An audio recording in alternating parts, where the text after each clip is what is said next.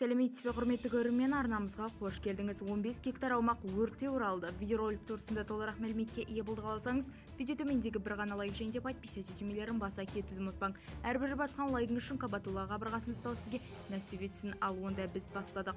Қорғалжын тас жолы және де Қойшы қаласының айналасындағы жолда құрғақшы өртеніп жатқаны жайлы ақпарат түскен еді, деп хабарлайды бақ.кз тілшісі. Осы орайда бақ.кз тілшісі оқиға орнына барып жағдайды біліп айтты. Өрт әлі тоқтатылмай сөндірілмеген.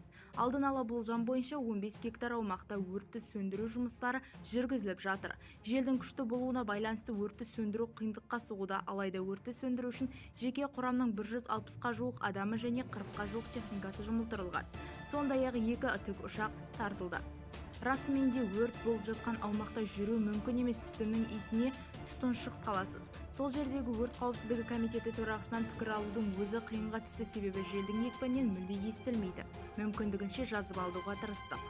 Ауа райының қолайсыздығына жағдайды ушықтырып жіберді. Қазіргі уақытта қорғаныс министрлігі 2 әскери тікұшағын көтердік.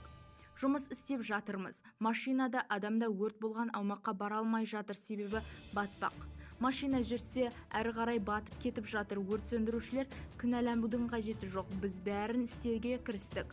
Кішкентай жанып жатқан өрт желдің екпінімен күшейіп кетті. Техника барлығы жетіп жатыр, деп хабарлайды маман.